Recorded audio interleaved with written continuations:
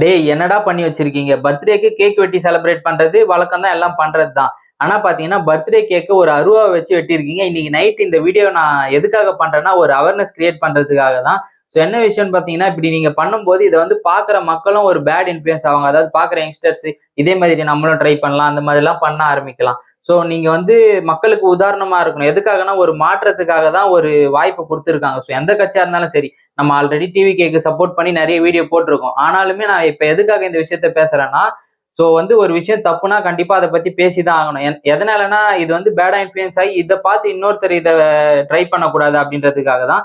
இதுக்கு முன்ன இன்னொருத்தர் வந்து பாத்தீங்கன்னா, இதுக்கு வந்து சப்போர்ட் பண்ற மாரி ஒரு வீடியோ போட்டிருந்தாரு. அது என்னன்னா, சோ உதயநிதி வந்து கேக்க வந்து பாத்தீங்கன்னா, ஒரு கத்திய வச்சு வெட்டியிருப்பாரு. யாரு வெட்டினாலும் சரி, எந்த கட்சியா இருந்தாலும் சரி, டிவிகேவா இருக்கட்டும், டிஎம்கேவா இருக்கட்டும், எந்த கட்சியா இருந்தாலும் சரி, தப்பு பண்ணா தப்பு தான்.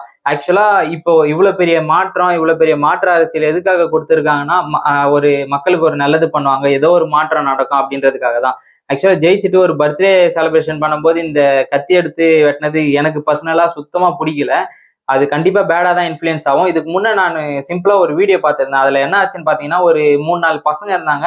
இந்த மாதிரி கேக் வெட்டி செலிப்ரேட் பண்ணிட்டு இருக்கும்போது, ஒரு பையன் கையில வந்து பார்த்தீங்கன்னா, ஒரு நல்ல லாங்கான நைஃப் இருந்தது. அத வச்சு கேக் வெட்டும்போது, பக்கத்துல இருந்த பையன் வந்து பார்த்தீங்கன்னா, அந்த ஃபோம் ஸ்ப்ரே வந்து அடிக்கும்போது, அவர் என்ன பண்ணியிருக்காருன்னா, டக்குனு கோவத்துல அந்த கத்திய எடுத்து அந்த பக்கத்துல இருக்க பையன் மேலேயே போட்டாரு. இதுதான்.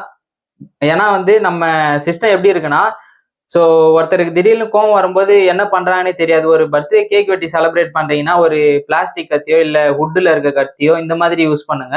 இவ்ளோ பெரிய கத்தி எடுத்துட்டு வந்து யூஸ் பண்றது, அது பேடா இன்ஃப்ளூயன்ஸ் ஆகி, உங்கள பார்த்துட்டு நாளைக்கு யங்ஸ்டர்ஸ் அதையே ட்ரை பண்ணி, எதுக்கு தேவையில்லாம ஒரு மாற்று அரசியல்னா, எதுக்காக இதெல்லாம் வந்து ட்ரை பண்ணி மக்கள் புதுசா வந்து குடுத்துருக்காங்கன்னா, இதுல ஜெயிச்சிருக்க நெறைய பேர் ஜெயிச்சிருக்கீங்க. எல்லாமே ஓகே தான். புது புது எம்எல்ஏக்கள் நெறைய பேரோட முகம் வந்து பார்த்தீங்கன்னா, யாருக்குமே பெருசா தெரியாது. இருந்தாலும் நீங்க ஜெயிச்சிருக்கீங்கன்னா, அதுக்கு காரணம் வேற யாருமே இல்ல. நம்ம தளபதி விஜய் அவர்கள் தான். அவர் ஏதோ ஒரு மாற்றம் பண்ணுவாரு அப்படின்ற நம்பிக்கையில தான் உங்க எல்லாருக்குமே ஓட்டு போட்டு மக்கள் ஜெயிக்க வச்சிருக்காங்க. அதுல மனசுல வச்சுக்கிட்டு இதுக்கப்புறம் பண்ண போற அரசியல்ல முடிஞ்ச அளவுக்கு கரெக்ட்டா பண்ணுங்க. நெறைய மாற்றத்த கொண்டு வாங்க. ஏதாவது ஒண்ணு மாற்றம் நடக்கும்னு நெனைச்சு தான் இந்த முறை வாய்ப்பு குடுத்துருக்காங்க. நீங்க இத எந்த அளவுக்கு கரெக்ட்டா யூஸ் பண்ணிக்கிறீங்களோ, அதுக்கப்புறம் தான் நெக்ஸ்ட் 5 வருஷத்துக்கு அப்புறம் என்ன நடக்கும்? அதுக்கான ரிசல்ட் அதுல தான் தெரியும். ஸோ நான் இத பத்தி எனக்கு பேசியே ஆகணுன்ற மாரி ரொம்ப டென்ஷன் ஆயிடுச்சு அத பார்த்ததுக்கு அப்புறம். ஆக்சுவலா இப்பதான் முடிஞ்சிருக்கு. முடிஞ்சு வந்ததுமே இந்த மாரி பண்ணது பர்சனலா ரொம்பவே தப்புங்க. இத பத்தி நீங்க என்ன நெனைக்கிறீங்கன்னு கமெண்ட் செக்ஷன்ல சொல்லுங்க. நானும் தெரிஞ்சுக்கிறேன். நெக்ஸ்ட் ஒரு இன்ட்ரஸ்டிங்கான வீடியோஸ்ல வரேன். Stay tuned.